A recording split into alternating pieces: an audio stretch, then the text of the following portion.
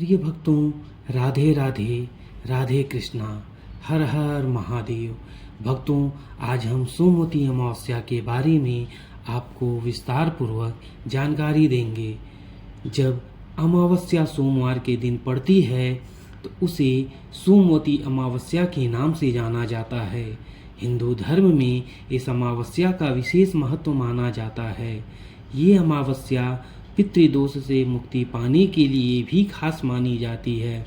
इस दिन दान करना भी अत्यंत शुभ फलदायी माना जाता है। सोमवती अमावस्या पर भगवान शिव की पूजा की जाती है। भक्तों, इसके बारे में एक कथा है जिसे मैं बताता हूँ। एक समय की बात है, किसी गांव में एक ब्राह्मण रहता था जिसकी एक कन्या थी। सर्वगुण संपन्न होने के बाद भी उस कन्या का विवाह नहीं हो पा रहा था। एक बार एक साधु महाराज ब्राह्मण के घर आए और कन्या के स्वभाव से काफ़ी प्रसन्न हुए। उन्होंने उस कन्या को लंबी आयु का वरदान भी दिया। तब ब्राह्मण ने साधु से अपनी कन्या के विवाह में आ रही बाधाओं का समाधान जानना चाहा। साधु ने कहा कि कन्या के हाथ में विवाह की रेखा ही नहीं है। तब साधु ने उपाय बताते हुए कहा कि पास के एक गांव में एक सोना नाम की धोबिन अपने परिवार संग रहती है।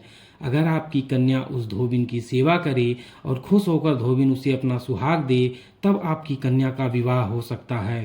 साधु महाराज के कहे अनुसार कन्या धोबिन के घर जाकर उसकी सेवा करने लगी। वे रोज सुबह सूर्योदय से पहले धोबिन के घर जाती और वहां सारा काम कर उसके उठने से पहले ही घर वापस आ जाती। घर का सारा काम हुआ देख धोबिन को बड़ी खुशी मिलती, क्योंकि उसे लगता था कि ये सारा काम उसकी बहू कर रही है। एक दिन उसने अपनी बहू से कहा कि तुम कितनी अच्छी हो, सुबह जल्दी उठकर ही सारा काम निपटा देती हो। तब बहू ने कहा कि उससे कि मैं तो सोती रहती हूँ, मुझे लगा कि आप ही ये सारा काम कर रही हैं। इसलिए दोनों के मन में सवाल उठा कि आखिर कौन ऐसा कर रहा है। अगले दिन यह जानने के लिए दोनों इंतजार करने लगी। तभी उन्होंने देखा कि एक कन्या घर में मुंह छिपाकर आती है और सारा काम करके चली जाती है। तो उसने पूछा कि तुम कौन हो और ऐसा क्यों कर रही है। कन्या ने धोबिन को सारी कहानी सुनाई। इस पर सोना कन्या की मदद करने के लिए तैयार हो गई। अगला दिन सोमवती अमावस्या का था और सोना को इस बात की जानकारी थी कि अगर उसने कन्या को अपना सुहाग दिया तो उसके पति की मृत्यु हो जाएगी। लेकिन फिर भी उसने व्रत भी रखा और कन्या के घर जाकर उसके मांग में अपना सिंदूर लगा दिया।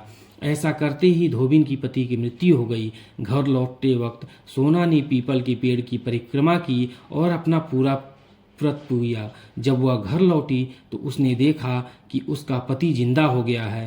कहते हैं तभी से सोमवती अमावस्या व्रत का महत्व काफ़ी ज़्यादा बढ़ गया और सभी लोग इस व्रत को रहने लगे अपने सुहाग के अखंड सौभाग्य के लिए। इस दिन प्रातः काल ब्रह्म मुहूर्त में सुहागनें स्नान वगैरह करके शिव और माता पार्वती की पूजा करती हैं और पीपल के पेड़ की पूजा करती हैं। और सुबह सुबह पीपल के वृक्ष पर दूध जल पुष्प अक्षत चंदन इत्यादि चीज़ें चढ़ाई जाती हैं और वृक्ष के चारों ओर धागा लपेट कर 108 बार पेड़ की परिक्रमा की जाती है। इन परंपराओं में इस दिन भौंरी देने का भी विधान होता है। धान पान और खड़ी हल्दी को मिलाकर उसे तुलसी के पेड़ को भी चढ़ाया जाता है। इस दिन जो भी दान वगैरह किया जाता है उसका फल कई गुना ज़्यादा बढ़ जाता है।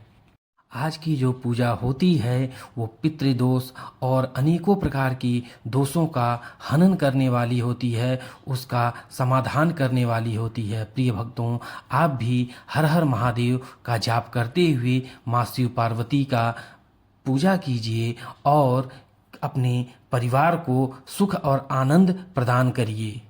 प्रिय भक्तों, आशा करते हैं कि आपको आज का यह वीडियो और सोमवती अमावस्या के बारे में यह जानकारी पसंद आएगी। आप इसे ज़्यादा से ज़्यादा शेयर करें और सब्सक्राइब करें। हर हर महादेव।